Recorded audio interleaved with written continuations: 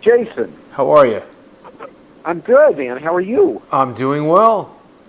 Man, I've got to tell you something. I don't know much about you, and I've got to apologize for all the shit that just happened. Because Adam, you obviously you know my name, so you know I'm a I'm a real person, but I go by Frank. Oh, okay. And my avatar on just like that King Tut woman we were just talking to, or whatever her thing was, that wasn't her real name, right? And there's a lot of people Well, that you're connected with that you're not using their real names. So all yeah, I'm saying is they don't want to you're gonna reveal. you're gonna see that with me as I took on the the Frank Bacon moniker. But there's a long story behind that, and I don't want to get into that. I just wanted to get into the David Steele stuff. Frank was my impetus for getting all that going. It's something. Frank is my way of working with Robert. I've been working with Robert for a number of years, writing for his blog and things like that. Mm-hmm. And it didn't go well. It didn't go well. What happened? And well, I'm give you a little quick information about me. Do you have time? Am I Absolutely. taking up too much of your No, time? no. I'd like to hear what you have to say. Okay, excellent.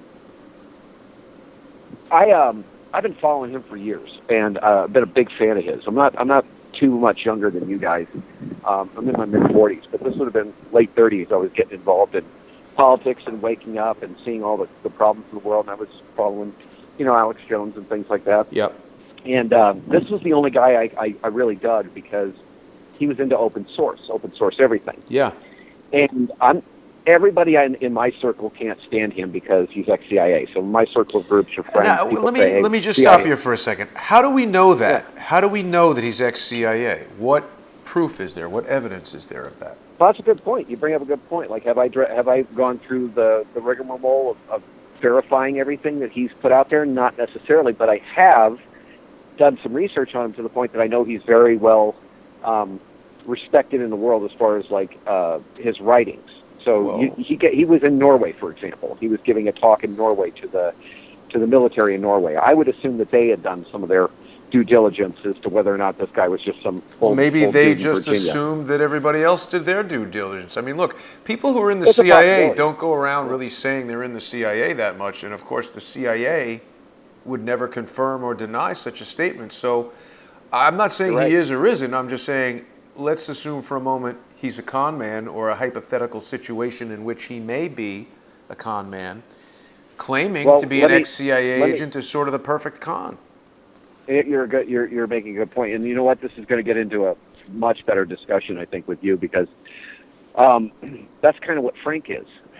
I'm making this very, very clear. I got very sick. I was in a research lab, and I worked on some stuff, and I got sick from a lot of things, but I essentially broke my back, and so I was bedridden for a number of years. This is like 2013, 2014, 2015. Mm-hmm. 2016, I started walking again. In 2017 I've been walking fine. I've been repairing my back, and now I'm not in such pain-induced psychosis anymore. Mm-hmm. So a lot of what I've done with Frank has been over the last 3 years is kind of a way of like nursing myself back to health. But no, wait, I'm sorry. Forgive me. I understood that Frank was a name that you were using for yourself. Frank is someone else. No, Frank is my work, but it's a bigger work than just an avatar. I mean, there's a lot more to Frank than just what you and I are talking about. I don't think I understand. There's a lot of work I put into it. Is it an AI or more like that? More like a marketing platform and like an AI. There's a lot to it. Okay. And I'll have to save that for another time because I think it'll get us completely off course. Okay. And I don't want to make it like mysterious and weird. I just want to say, hey, look, too late for that. Well, yeah, exactly. But I respect the hell out of what you guys have been doing because it's open source. It's working. Right. You know what I mean? Like I don't like people that have secrets. And Robert and I got very cross at the very beginning with one another when I started working with him, which was over a year ago. I finally got him on Skype and said, hey, I love your work and I want to help you get on Alex Jones. I'm going to do what I can for you. And I brought him over to Steemit last year. Right. And it didn't work out. So, he lost his key and he doesn't see the value in it. But I do. Now, I'm kind of a psychic in that sense. I know what's coming. I know what things are going to, I know some things are going to be happening. So I also knew that I wasn't going to be working directly with him, but that I would be using that open source platform, that open source everything mentality, and that unrig and going after the deep state and all that. Mm-hmm. So I run Phi Beta Iota, not his website, but on Steemit. So I'm at Phi Beta Iota. What does that mean, Phi Beta Iota? I never actually looked it up. I never actually knew what he said. Just this blog I would go to, and he would post 4 good things a day, and then I started bugging him on email, and he finally responded back, and he was like a hero of mine. I got to be honest with you. I highly, highly admire what I've worked with and what I've seen of his. Okay, and here's the other thing. I don't know what he actually did to you guys. What went wrong? Because I don't even know that whole story. Do you mind sharing that? No, I don't mind. I mean, it's all there in the live streams. I mean, I might have taken out of the playlist or maybe unpublished. I'll put it back up because I want everybody to see it. I mean, look, I've seen him on InfoWars. I thought he was great. I had no issue with Robert David Steele. He sent me a text one night. He's like, hey, because he knows I've been bugging George. I've been trolling George around for a while, and it's all in good. It's not in a bad trolling. It's just, I bug him like I've been bugging you. Like, hey, I want to talk. Right. And then we would talk, and I talked to George a long time ago about, hey, we need to get on these open source platforms, these blockchain platforms. There's this thing called Steemit. I can help you out. And he, of course, he's been busy. It's not that he's blowing me off or anything. But then he starts texting me back recently, and I say, hey, do you want to meet Robert? Oh, yeah, George, right. And I know Robert's like 40 minutes away from D.C., so I find out that George is in D.C., and I'm like, hey, I can get you Robert. Because I was trying to get him in touch with somebody else. I don't even remember. I'd have to go through my text to find out. And then I texted Robert. I didn't text Robert. He doesn't let me text him. I emailed him. I said, well, I might be able to get you in touch with George Webb. I would like that. And he was very excited. He was really uppity about it. He said, yeah, I would love to. Please do whatever you can to help me get in touch. So I just gave George the number, said, hey, call him, tell him Frank Bacon sent you, and go from there. You see what I mean? So that's what happened. That's all I did. They went to lunch. They went to lunch, and George said, hey, I'm having lunch with Robert David Steele. Why don't we, Skype call in and do a live stream, and we'll interview Robert David Steele? I said, sure, sounds great, So we did that, and Robert said that he's got this, unrig, thing.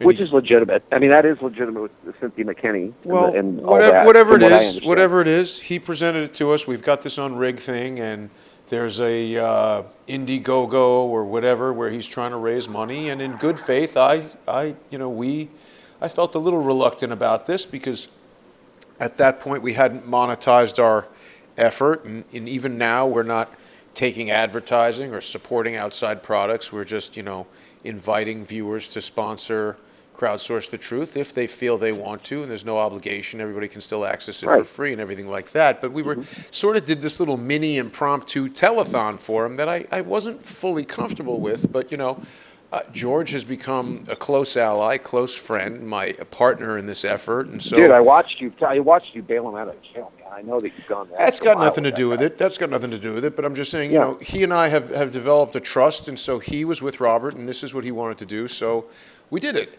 And I mean, we raised like $15,000 or something like that from our Crowdsource community in about an hour or 2 hours. And I mean, I would think respectable. That was highly respectable. That was something that of course, he would have wanted to see. So I would think that he would want to consider us an ally. So I think that night or the next day, and then so we planned. Hey, Robert, come to New York City, and we'll do one of my sit-down multi-camera interviews with nice lighting and you did with Rod Wheeler, high bitrate camera, and Rod Wheeler, and we've done Jerome Corsi that I'm trying to find a minute in the day to finish, and we did Lionel and Lee Stranahan, and I've done 2 with George, and we did one with Jack Posobiec, and it's one of the featured segments that we're having here on Crowdsource the Truth. So I was like, sure, yeah, let's do Robert. I went to a nice hotel in Midtown and booked a conference room for us to do this in. So there'd be I was treating the guy with the total respect I would treat any guest with. And so the night prior to the interview, I'd have to go back and do a time correlation to get this all accurate, but it was essentially this. The night prior to the interview, or 2 days prior to the interview, George had received some intelligence from a very well-trusted source of his who has been very accurate in the past. And this person said there was radiological material in a diplomatic container on board the Maersk Memphis. Right. So we started doing a broadcast about this, and everybody went online and went to the publicly available tools like Fleet Finder and shipping, what's it called? Genius or whatever it is. And then, we were all like, hey, wait a minute, this thing is pulling it to port right now in the port of Charleston. And, people in the crowdsource community and myself contacted the Coast Guard and said, we have intelligence, we have information coupled with government reports from the Obama administration and other people and, publicly available news reporting that indicates that dirty bombs and the illicit transport of loose radiological material is one of the most credible and clear and present dangers to the safety of the people of the United States. And we instructed them to inspect this ship. We didn't tell them there's a bomb. I didn't call them and say there's a dirty bomb. I believe they used the term dirty bomb. Or if I did say anything... somebody was just trying to get you guys caught up in the media cycle. It's all No. I mean, what we were trying to do was be responsible about reporting what we thought was a threat. We didn't make a bomb without threat. a doubt. You guys did the right thing. So what happened was the next day, Robert David Steele sends me this ridiculous email saying that the interview is canceled and that I'm wanted by the NYPD and that he could appear on Skype. I would really care about interviewing him if I'm going to be arrested by the police. This was the most bizarre aspect of it. He said he's willing to appear on Skype, but he can't be in a room that I control. It's like a bizarre email.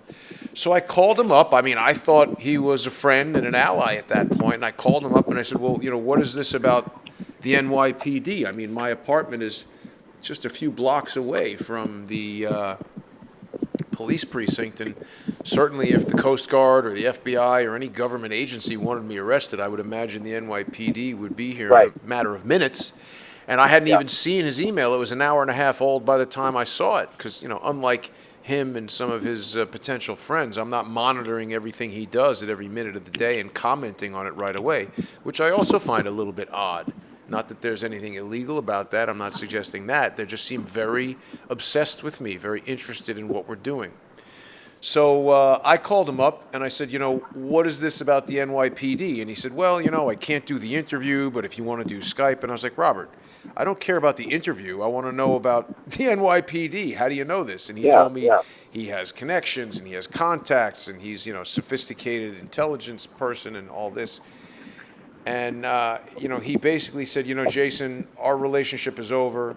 He used a lot of foul language. I broadcast the phone call in one of our live streams. Oh, wow. Well, it's legal in New York State to record a phone call if one of the parties on the call. Oh, no, I'm not saying, absolutely. Right? I expect you to be recording this call. I do. Honestly, with your permission, I'd like to broadcast this call with your permission. And if you say no, then I won't. As long as you keep my name, private. Mask your voice, disguise your name, all of that. Let me just continue.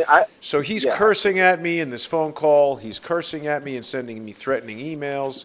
And then, he emailed me out of nowhere saying that he's already had 2 people ask him for their money back, not because I told people to get their money back, but because people recognized he was acting like a crazy person and threatening me and being very unreasonable after we had, in good faith, helped him raise money for his event.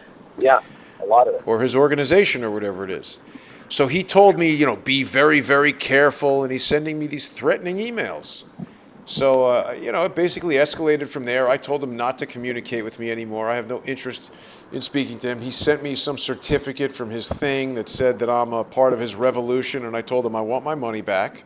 I am not part of his. I'm not part of his organization. I'm not part of any revolution that he's planning, and I want him to destroy the certificate, destroy the original, and send me my money back. And so he said that he doesn't have the money, that Indiegogo has the money, and Indiegogo is not giving him the money until July, and that I have to go deal with Indiegogo. Now, I think I gave him $50 or something like that.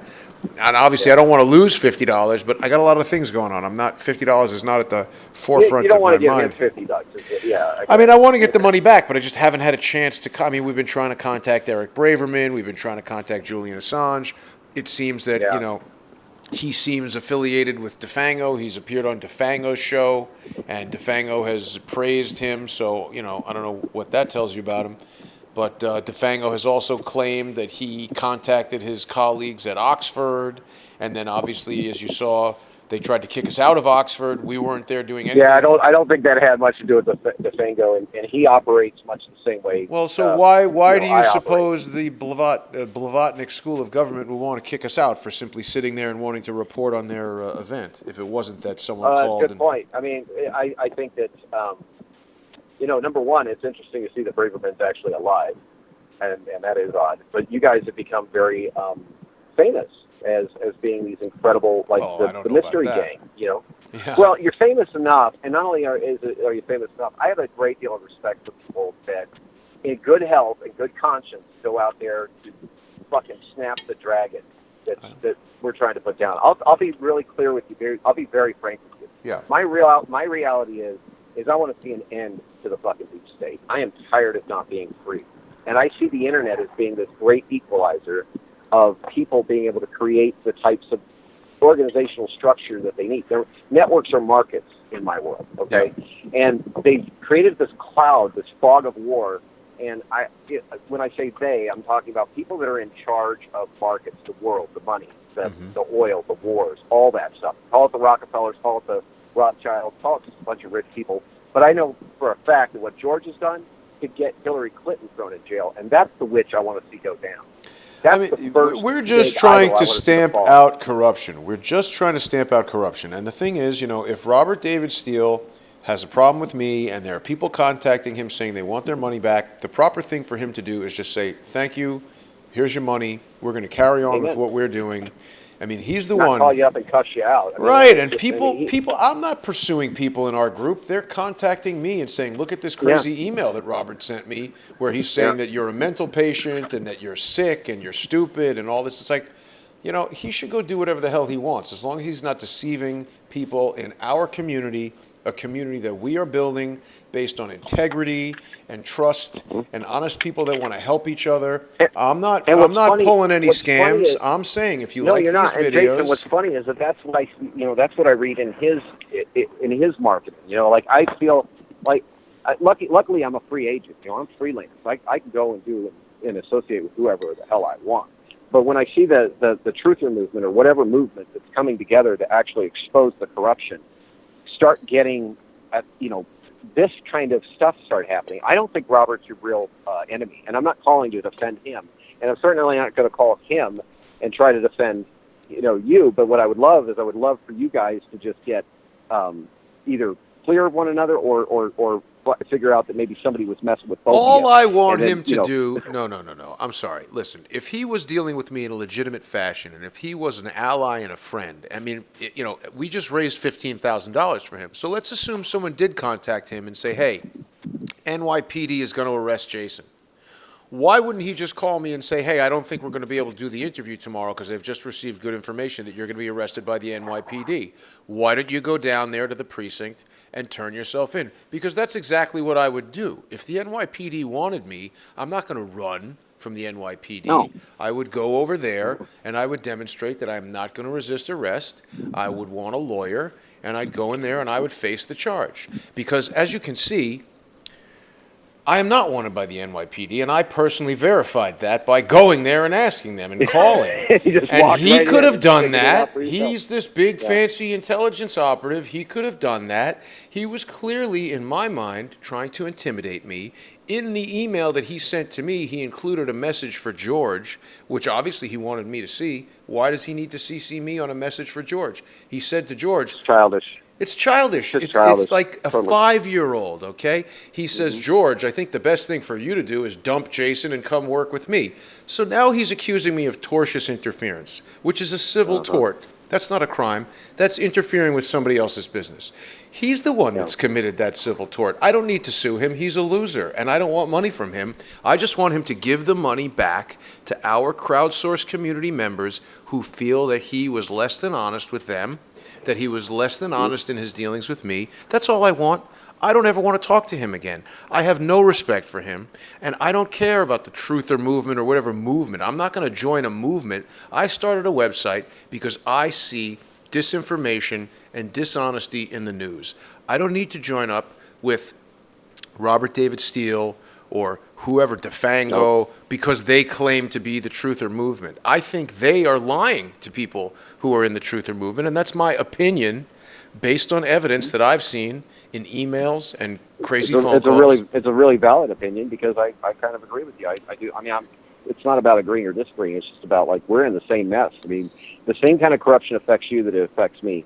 And when I see guys that, like, you and George busting your humps to put out good community, it's literally just a community. That's right. Like, here we are, cameras on, this is what we're recording. The best. And then I see the mess that guys like the Fango go in, like, everybody's trying to pick on they said this, or he's doing this. Yeah, I mean, let's forget about him. Let's forget about all this for a minute. The best thing for Robert David Steele to do right now to make this whole thing go away is to send a polite email to every single person who donated to his unrig, who wants their money back, and give them clear instructions as to how to get the money back, and be as diligent and as rapid in the refunds as he is able to be. That's all I'm asking him to do, and to stop threatening me and harassing me. I've told him to stop emailing me, and he continues to send me insulting, harassing emails. He continues to go onto my YouTube channel, my websites and whatever, and put in comments that are disparaging towards me.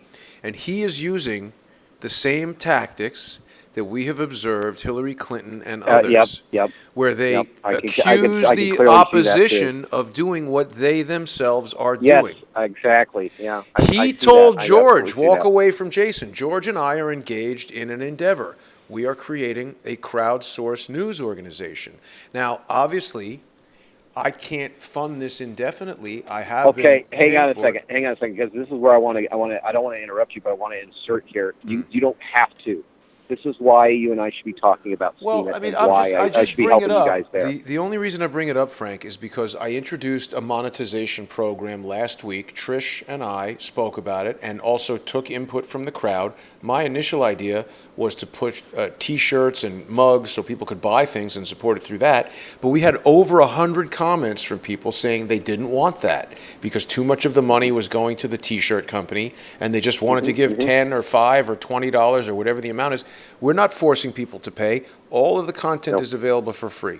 But obviously, we need food, we need to travel, we need to, keep this thing sustained. So do you know about cryptocurrencies? Do you know how crypto works? I do know about cryptocurrency, and I'm interested in Bitcoin. I've got my reservations. I mean, I think that a lot of people, I'm not an economist. I'm not an engineer. I have designed a variety of different 3D cameras and developed a lot of technologies, but I engage in a process that I call dumb guy engineering, where I just sort of think of an idea, and engineers at Apple Computer or Panasonic or Sony, they tell me, you can't do that, and then I just go and try and do it, and sometimes it works. Yeah, and then what I love about you is that you'll put a flat screen up, and you'll have the pad there, and you'll have the laptop. It works. I'm like, why can't people just do simple shit like that? That works. You don't need a Hollywood fucking that works. Studio. It works. It's everybody's walking around with cameras now. My thing with the cryptocurrency is, it's like, look, it's a great idea. I'd love to get into Bitcoin. I wish I had bought it when it was $1 or mined it when you could do it on an NVIDIA card and have hundreds of thousands of dollars now. But it's supposed to be a currency, and I do not see people conducting transactions. I can't go into the supermarket and buy stuff with Bitcoin. I can't. Yes, you can in certain places, just not right there. It's not widespread. But it's valid. What I see is people investing in it and keeping their money parked in it. And if it doesn't have its activity as a currency, what's this guy's name? Is it Jack V or something like that? There's some guy who's an American guy in Japan who's real big on Bitcoin. And I was doing, Roger Ver. Roger Ver, yeah. I like that guy. And I was watching a lot of videos that he made and a lot of videos about him. And it was interesting because I spent a day or two watching a series of videos that he had made and he had been involved in over the course of several years. And I saw this very rapid sort of acceleration in anxiety. This was my perception, where he went from being very, very positive about it to, in the most recent videos, expressing concern that there were fractures in the community and that people, there's fees associated with using it now. And it's like, look, it's a great idea, But this notion that it's challenging the central banks and the governments and everything, they're obviously going to put up roadblocks to make it difficult to use. So I don't know. Right. I'm Okay. interested in it, but I don't know enough about it.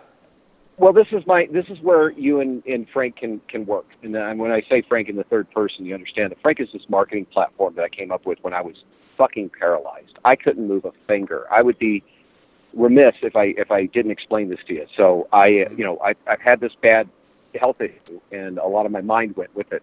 I'm just telling you, to work myself back out of it, I spent the whole time just learning about cryptocurrencies and trying to learn as much as I can and trying to get involved in the techniques of it and building a market around it and building a name around it, a brand, if you will. But I wanted to go down the road of crypto in a way that was kind of a pioneer approach. I wanted to pave the way for a lot of other people. And so I knew then, Jason, when I was sick, call it, spiritual enlightenment or whatever, you go through these kinds of weird fluxes of visions and things. And I could see years ahead in the future how these technologies would evolve and how they were going to evolve and start bringing down the old world, if you will, the old way of doing things. Right. So we're in the middle of that fray. We're in the middle of that disruption. But to be completely clear, I can't. I'm not Satoshi Nakamoto. I'm close, but I'm not Satoshi. And what he did, or what that avatar did, Satoshi Nakamoto, was invent a thing called blockchain. And Bitcoin was just the first killer app. Now there's hundreds and thousands of blockchains out there. Second generation blockchain was the Ethereum project. The third generation of blockchain is a thing called Steemit. So don't look at it as like currency. Now, what is Steemit? I thought Steemit was like Reddit or something. It is, but it's running on a blockchain. And that means that when you create the account, so you go in there and create Jason Goodman, have Jason Goodman, I think that fits in 16 letters. You can only create an account with 16 letters. Okay. Like George is waiting for his. He's going to be at George Webb. And I'm at Frank Bacon. Now we have a format where we can meet and do public posts. So think of it this way. We're going to make this very rudimentary, so rudimentary. Think of it like Twitter, but without the 160-character minimum. You have a piece of paper, and you can write something on that piece of paper. And then that piece of paper gets stored like a block on the blockchain, just like a cryptocurrency transaction does, which means nobody can go back and take it down.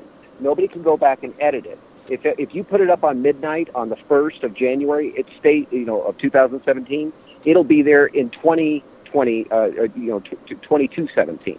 That's how powerful blockchains are. Yeah, that's so it's like WikiLeaks on steroids. You just have this place where you can write stuff down, and there's nobody that can really claim that, that could have been hacked, or that's going to get bodified, or that information wasn't put by you, or whatever. They can't do that. So for the open source world, it gives us this one big open postal service, where if I'm writing something, you can read what I'm writing, you can comment on what I'm writing, you can reshare what I'm writing. I have whatever I write comes with its own link, so you can forward that link on to other people, like on Facebook or on Reddit or whatever. Right. But it's the initial platform where we can all interact. Now, interaction on that platform by putting things on there and upvoting and moving it around and sharing it and stuff like that, there's a monetization element to it. So if it's popular, if people who like your stuff are upvoting it, it's going to make its own version of a cryptocurrency called Steem. And that's very easy to convert to real dollars. It is very easy to convert that to real dollars, but you kind of want to leave it in the platform growing, because as you leave it in the platform, you become more vested in the platform, and then your votes mean more. So when I started with Robert trying to get 58 IOTA over, so you know what 58 IOTA is? 58iota.net is Robert's. I'm not talking about Robert. I'm just talking about that website that he uses. I don't actually know what it is. I haven't paid that much attention to him other than telling him to stop harassing me. Yeah, it's a simple WordPress blog, and he posts like 4 times a day. So it's like his own newsletter that he uses, right? Yeah. And he had to come out of pocket when he suddenly started getting more popular, and like instead of 20,000 people watching his website a day, he was up to 30 and 40,000 people. Then his webmaster calls him and says, "Hey, you got to spend more money on more bandwidth and all this." And I say, "Robert, you don't need to do that. In fact, you can shut down that old website, redirect everything, and just use Steemit as this one platform." This is the godfather of the open source. So you've had your problems with him? Trust me, I've had my problems with him. He busted my balls. And I'm telling him the secrets of the universe. I'm giving him powers beyond comprehension, and he just doesn't understand it. Now I've got you guys, and you guys do kind of get this. And I think if you go through and look at some of these key things I'm telling you about Steemit and about blockchain and how we can use this, you're funded. You are funded. You got me?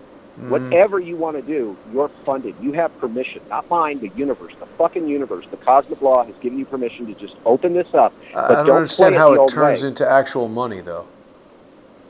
It's because you're going to tell everybody. You guys have an intelligence network out there. People that are following you on YouTube, waiting for the day that YouTube pulls the plug on you. Okay, right. All right. Then you're in a diaspora again. If you start getting your people to follow you on Steam It and only Steam It. I mean, they can come to the YouTube videos. They can upvote. They can do all that stuff. Right. But really, for the real cream of the crop, like the daily briefs, once, twice, maybe 3 times a day, you put that on Steam It. Those posts go nowhere. Those posts get interacted with by your, like if I upvote, every time I upvote, I make you 16 cents just by my one upvote. So multiply 1,000. Why? Who's giving the 16 cents? I don't understand. Because I've been working that platform for such a year, for a year, and I've earned money, or I've earned my cryptocurrency, and I keep it locked in Steam Power, and I'm worth more. So I have a slightly heavier weight in voting, as opposed to somebody that just shows up and they have no money in their account. So this kills a lot of the when I sign up, I put money in there, I put US dollars in there, or what? You don't have to. No, you don't have to. In fact, I don't recommend you do that unless you're going to get donors. And if donors are going to come to you, then tell them to get their own account and make their account worth money. You see what I mean? No. I'm not going to tell anybody to put money into anything that I don't understand. But I mean, look, I'm open to it. I certainly want to try it. If it's free to put stuff on there, I'll do that for sure. And we'll see where it goes. But listen, Frank, I hate to cut this short, but we got to prepare for a live stream here. I understand, my friend. And I'm just really glad that I was able to get in. Yeah, I appreciate you calling. This is the part that I want to help you guys with. Because Right. I'm going to send you a radio program I did. I've been doing radio programs for the last year. And it's Frank talking on the Build Liberty radio program, and I'm talking about Steam It. And it'll be like a 40-minute video or maybe an hour at the most. Okay. And I'll hopefully you'll hear the answers to what it is you're asking on that platform. Right. I can charge $1,000 an hour for my time. Right. You guys have my time pro bono. I appreciate is what I'm that. telling you. I appreciate that. Okay. What I want to do is let me take a look at it, and I'm certainly open to trying it out, and certainly if it's free, I'm interested in that. We just want to have a platform that the most people can look at. That if people want to look at our stuff for free, they can. Anybody who wants to sponsor it, we love that. We're not trying to force anybody to buy anything. We're not trying to force people to look at ads. So I will take a look at Steam It, I promise. Then let me close out by saying, let me just close that out by explaining that that's exactly what you're getting. Number one, there's not a single pixel devoted to ads. It's on a blockchain. Blockchains are shared distributed databases, which means there's a lot of participants, and that all that information is cryptographically secured. Right. So you can't DDoS a Steam It article. So if I post a Steam It article and they want to bring it down, if it's sitting on your WordPress site, it's coming down. But if it's sitting on Steam It, it's not coming down. Yeah. You see what I mean? So it has this resiliency that's amazing. But we can talk about the money later, okay? And there is money to be made. It's a funding platform. It will blow Patreon away. But let me send you a link. What you can do is just forward me your email if you don't mind on the Skype. Yep. And I'll send you. No, never mind. I'll just send you Crowdsource, or send it on Skype, or truth@crowdsourcethetruth.org. That's right. I do have that written down. But bless you, brother. I really do appreciate your time and get back to me. And thank you for putting up with my rantings and everything. So, no, it's okay. I'm interested to hear what you have to say. Well, and I just want to help, the guys that are out there actually busting their ass to do this stuff, help them out. You know what I mean? And that's why I was helping Robert for so long. But yeah, he's pushed me away just as much as it doesn't matter. It's like he's not my mentor or anything like that. He's a cool dude. He's got some great things he's doing, and you guys are cool dudes too. And you've got some great things going. I'm going to work with whoever's working. You know what I mean? Yeah. It's that simple. Yeah. All right, listen, Frank Bacon, thank you very much, and I'm sure I will speak to you again soon. Thanks, Jason. Take care and keep up the fight. Bye-bye. Peace out, brother.